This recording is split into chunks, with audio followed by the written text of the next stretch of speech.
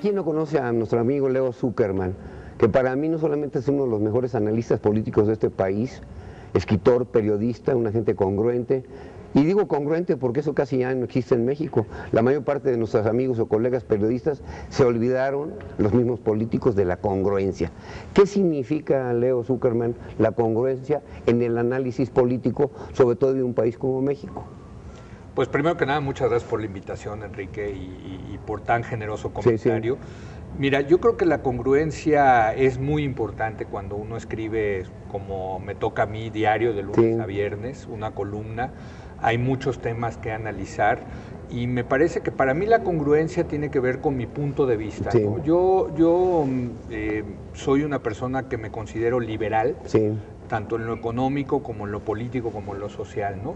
Creo en el libre mercado, creo en la poca intervención del Estado, no solamente en la economía, sino en asuntos como, por ejemplo, el aborto, la eutanasia, ¿no?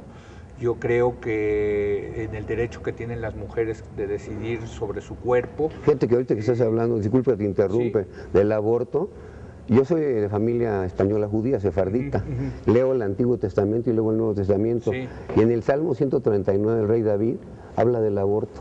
Bueno, eso es más para continuar. No, bueno, pero lo que tocas es un tema muy interesante porque sí es un tema desde épocas bíblicas, ¿no?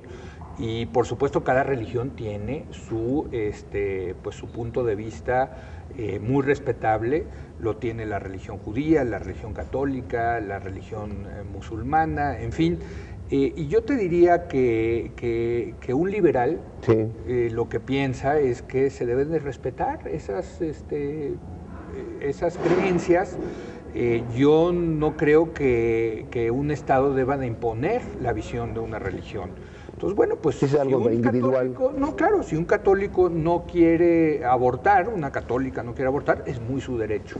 Lo que a mí me parece que está errado es que el Estado deba de imponer esa moral sobre la sociedad. A mí sí me parece que cada quien que decida, en mi caso particular, yo no soy mujer, ¿verdad? Pero si fuera mujer y tuviera ese problema, pues... Pero estás hablando de una libertad. Claro, yo creo que es una libertad y yo creo que, regresando al tema de la congruencia, yo creo que a este país, Enrique, le falta más libertad que otra cosa, ¿no? ¿Crees que hemos ido creciendo en esto del análisis político? Porque hay muy buenos analistas como tú. ¿Crees que ha crecido la política en México en un plan maduro? ¿O crees que vamos indecreciendo porque estamos parados, trabados? Y vemos que un país con tantas maravillas, pues hay 50 millones de pobres y luego 14 o 15 en pobreza extrema, y esto es de veras, esto es impactante. No, yo creo que hemos crecido muchísimo en materia de democracia. Tú sabes que este programa hubiera sido imposible hace unos años. Sí, yo sé. Tú te tocó vivir esas épocas donde pues todo estaba controlado y había censura y autocensura en los medios.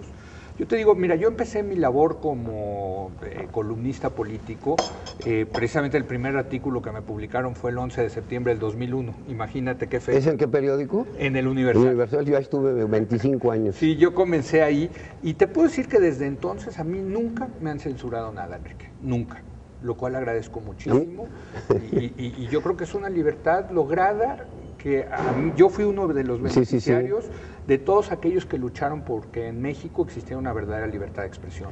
Fíjate que a mí, ahorita que estás hablando de que cuando te censuran, cuando yo estuve en Radio Fórmula ahí con Rogelio Azcarra, en 10 años solamente me censuraron 2 veces. Un día tenía al aire a Juan Ruiz Gil y me mandan decir, fuera del aire. Ya después pregunté por qué, pero fuera del aire. Y luego tuve una entrevista que le hice al Divino, a Ángel Isidoro Rodríguez, no la pasaron. Pero son las únicas 2 cosas que me han pasado en mi vida. Sí. Bueno, pero a mí me han contado mucho, por ejemplo, tú sabes que yo trabajo con Pepe Cárdenas. Y aparte es uno de los mejores periodistas también de este país. No, por supuesto, y yo lo quiero mucho, lo aprecio mucho. Él me abrió las puertas, la oportunidad, y él me cuenta su paso como periodista, ¿no? Más en el ámbito político, cómo pues desde arriba se dictaba la línea editorial, ¿no? Como, por ejemplo, el presidente era intocable, Enrique, intocable, ¿no? No se podía criticar al presidente de la República. Y hoy en día, pues, digo, me ha tocado criticarlo varias veces, a todos, ¿no? Dime una cosa, el presidente de la República hoy está abierto a cualquier tipo de entrevista que le solicitan, porque yo me enteré, y aparte estoy de acuerdo con él, Jacobo Zabludovsky sacó la semana pasada, o hace unos días, una columna en la que decía que en Los Pinos no le contestan sus llamadas, él ha solicitado una entrevista con Felipe Calderón. Yo le preguntaría al presidente, ¿por qué no concederle una entrevista a Jacobo, aunque digan que es perredista, lo que tú quieras? Creo que estamos hablando de libertad de expresión y se te puede hacer la pregunta más directa, más delicada, sí, y una gente inteligente la sabe contestar. No, bueno, yo coincido contigo, yo creo que el presidente pues es de todos los mexicanos, y tendría que enfrentarse a esos periodistas que pueden considerarse incómodos. Sí. Desgraciadamente en la política todavía prevalece ese sentimiento de darle entrevistas a los amigos y a los que se consideren incómodos no, pero no es nada más un problema del presidente Calderón, ¿eh? Sí. Yo, por ejemplo, Enrique, he invitado muchísimas veces a Andrés Manuel López Obrador a mi programa. Y no he ido. No, bueno, ya me cansé de hablar con el señor Yáñez, que es, y fíjate, el mismo Andrés Manuel López Obrador me dijo, no, sí voy, claro, con mucho gusto, pero a la hora de la hora, no, porque sabe que no va a ser una entrevista a modo, no va a ser una entrevista cómoda, como tampoco se le haría al presidente Calderón. En fin, yo creo que un verdadero analista, un verdadero periodista político tiene que ser duro en sus cuestionamientos, porque nos toca a nosotros, desde esta trinchera, sí, cuestionar a la gente que tiene el poder. No, y aparte cuando te encuentras esos personajes como tú y como Andrés Manuel López Obrador, que le dice, ay sí, como no, te dice, habla al señor Yáñez, pues yo les pediría que no cantinflen, ¿no? Que te digan sí o no. Claro. ¿Por qué no decir sí o no? Claro, mejor decir no, ¿sabes qué? No, me caes mal, no quiero, tú estás muy sesgado, lo que sea.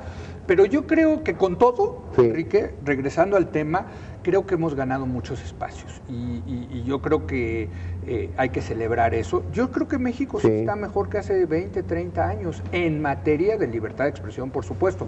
Me preocupa, Enrique, que en algunos estados de la República esas libertades no existen. No. O sea, es imposible en algunos estados criticar al gobernador. ¿Consideras que México está cerca? Ya vivimos una guerrilla. Sí. ¿Crees que en este país se pueda dar un estallido social? En otra manera, ¿no? Como en 1910.